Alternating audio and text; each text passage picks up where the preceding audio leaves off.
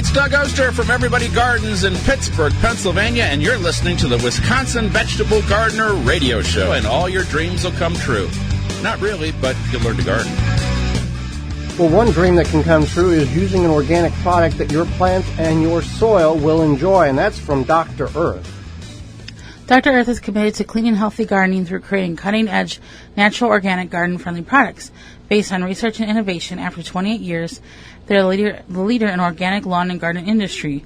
They do not use ingredients such as biosolids, composted household waste, or synthetic chemicals.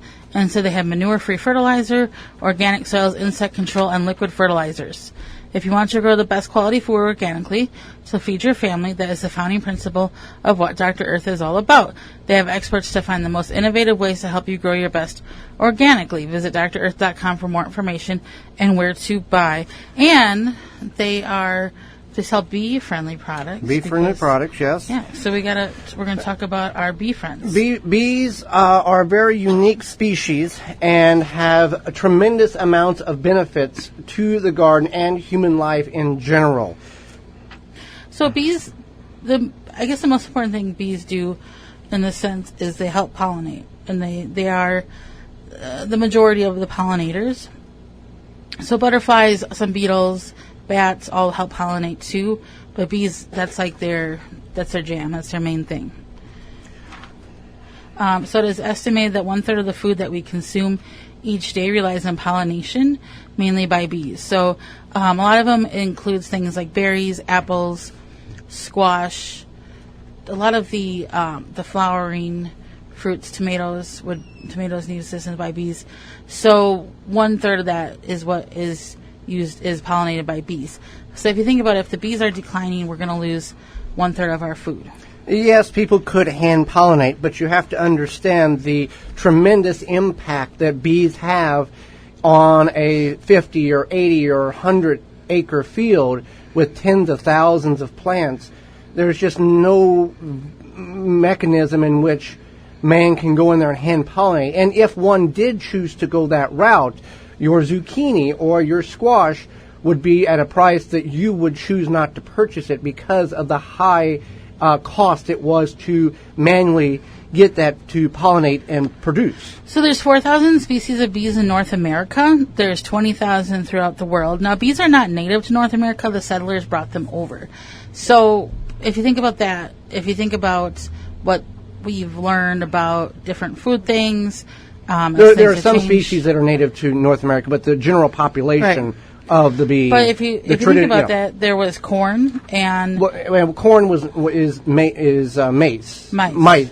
Well, yeah. Anyway, corn was a grass, and over the generations of decades, it has been pollinated and created into what we currently know as crossbred as into what we currently know as corn today. It was just giant grass. But bees don't help pollinate corn. Is the point? Is that there may have been a lot of corn or whatever there was at the time, but now we have a larger access to different foods because of bees. Right, and bees not necessarily take the pollen from the corn tassel and pollinate the hairs on the ear of the corn, which in turn represents each kernel of the corn, but bees do agitate the top portions of that plant and allow some of that pollen to fall down onto the hairs to pollinate the ears. So not directly, but indirectly, they do help to a certain degree, in addition to the wind on corn. But I wanted to make that clear there. So go ahead, yes. So I just want to mention, bumblebees are the most important pollinators of blueberries, cranberries, and clover,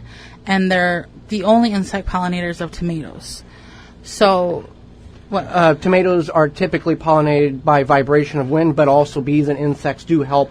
But they're the only insect that choose if one that agitates because So they're not the only pollinator, but they're the only. Well, I guess unless you include us, if we were to shake the tomatoes. Because in the tomato flower, the male and female reproductive systems are there, and by agitating the bee agitating it, it can drop the pollen into and pollinate and create the tomato. So the reason why we're losing bees is because we are using too many insecticides and pesticides, and that's very harmful to them.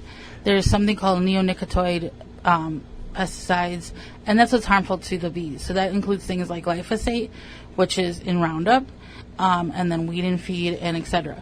and depends on who you talk to and what. If you're on the pro-bee side or you're on the pro-chemical side, depends on how that answer is derived. It doesn't affect the bees. Yes, it does. So, science, Right. the science has been proving more towards the neonicotinoids affecting the hives And of I think the bees. we've moved on from dandelions for the year, but dandelions are the first food for bees. So if you get dandelions, and a lot of them, and they bother you, just think about how it's feeding the bees, or helping the bees. Yeah, if you're spraying chemicals on the bees are getting that on their bodies and taking it back to the hive, and can disrupt the natural progression of the hive, as if humans were not involved in that whole thing.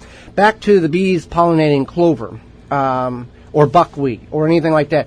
If you've never had pure clover honey or pure buckwheat honey, you're missing out on the benefits and the properties in which it has on your body. We're not doctors, but we've talked to individuals who have shown us what it can do to the body, but also the taste is not like traditional store-bought honey.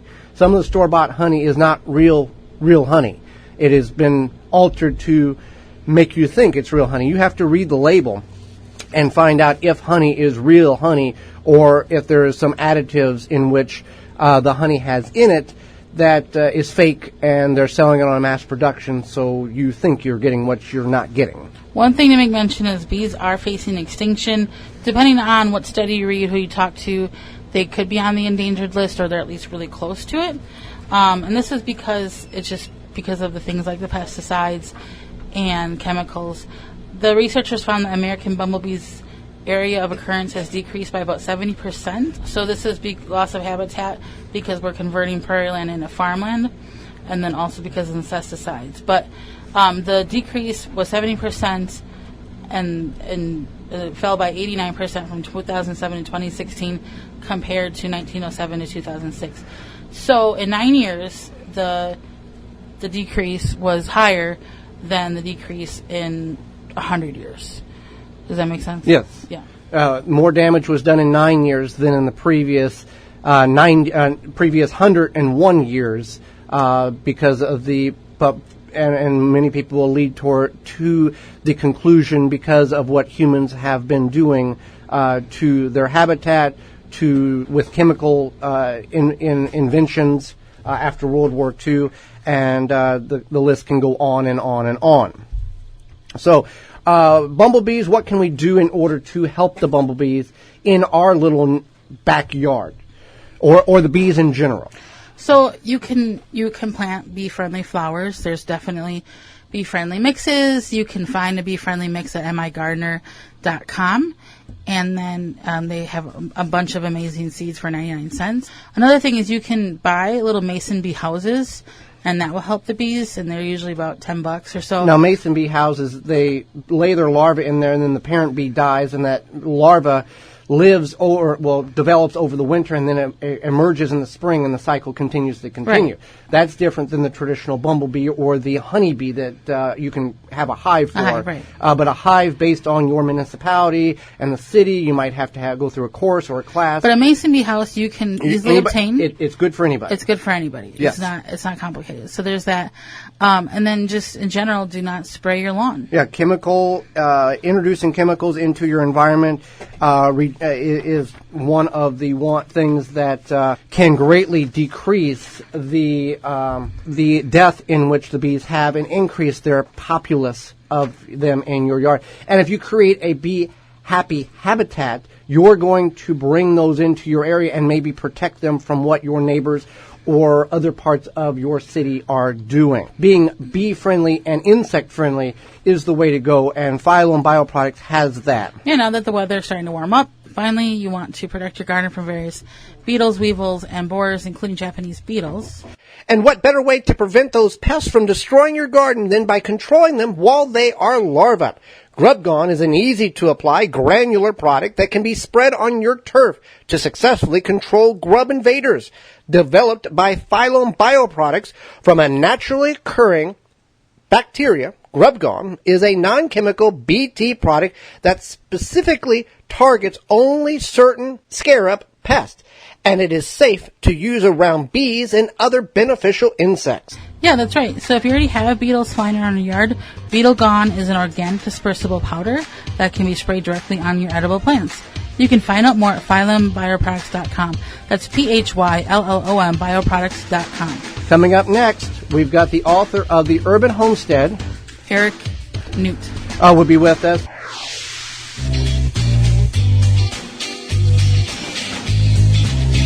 Got a question? Email the show at twvgshow@gmail.com.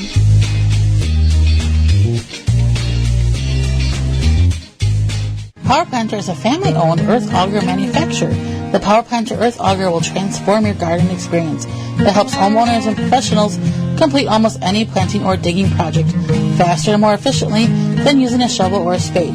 Power Planter Earth Auger creates loose dirt when drilling holes, giving your plants better root-to-soil contact to help reduce plant loss for healthier, more beautiful trees, shrubs, flowers, vegetables, and grass. All of our augers are hand-welded and made in the USA, lifetime warranty. Find the size that fits your project at powerplanter.com. Never question your garden soil again. Know what's in your soil with confidence. Professional grade soil test for the home gardener. My Soil Savvy has the easiest soil test on the market. Ship it to them, get your report, emailed with nutrients recommendation, and grow happy, healthy plants. MySoilSavvy.com. Use coupon code TWVG19 and save 10% at checkout. Shield and Seal vacuum sealers and the highest quality vacuum sealing products, unique black and clear and all black bags, protecting your produce and product better than traditional bags. Find out more at shieldandseal.com. It's never too late to start a garden, and with containers you can do that virtually anywhere with the versatility they provide. This Michigan Garden Moment is brought to you by migardener.com. With over 450 varieties of heirloom and organic flowers, vegetables, and herb seeds, all for 99 cents a pack.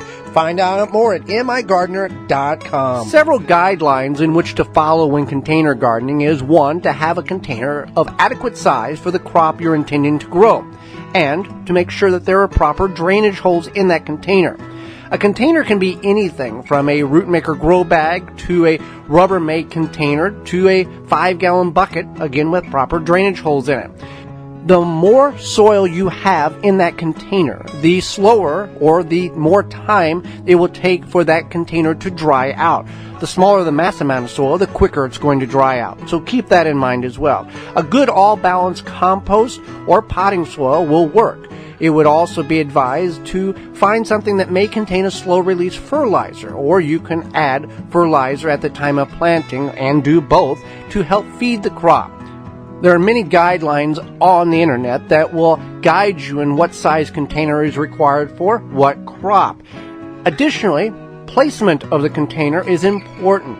For if you're trying to grow greens, you do not need necessarily full sun, but tomatoes do require full sun, and some type of supporting mechanism, whether a stake, pole, cage, or trellis of some sort. Growing in containers is very versatile and gives you the flexibility that sometimes the ground does not provide you. So if you've not gardened yet this year, or you're wanting to expand, containers is the best option. This Michigan Garden Moment is brought to you by migardener.com. With over 450 varieties of heirloom and organic flowers, vegetables, and herb seeds, all for 99 cents a pack. Find out more at migardener.com. The number one key to healthy, productive plants are the roots. Starting from seed to full-grown plants, rootmaker.com has the answer. From seed starting trays with an innovative design that air prunes the roots, creating a fabulous root system, never again will you have root-bound plants, to multiple gallon grow bag sizes to raised beds. Rootmaker.com has your grow needs covered. Visit rootmaker.com. Dermaceuticals essential oils are high grade, very pure, and high in quality. They have synergized blends made with the finest raw materials. For more information and to order, visit Dermaceuticals.com. New Natural Healing Ointment, USDA certified organic. Get your tube at nunuhealing.com. Your plants are greener when using Hydrobox, revolutionary in plant watering. Hydrobox catches the water from watering and delivers it straight to the roots to release when plants need it. You will water 3 times less often and plants grow faster. Hydrobox is an innovative little gel-filled pouch that goes in the bottom of a pot, container, or grow bag. Multiple sizes based on need. Easy to install and use. For indoor and outdoor use. Saves time and money. Lasts up to 3 years. Look for it at homedepot.com or visit gohydrobox.com. The new way to support your tomatoes, wrap it and snap it, tomatosnaps.com. The Wisconsin Vegetable Gardener Radio Show is brought to you by the following: Eco Garden Systems, Row Maker, Shield and Seal, World's Coolest Rain Gauge, Big Fats Hot Sauce, Chapin International, Drip Garden, Norwalk Juicers, Nunu Healing Ointment, Phylum Bioproducts, Soil Savvy, Tree Ripe. Find all sponsors at the WisconsinVegetableGardener.com and thank them for their support.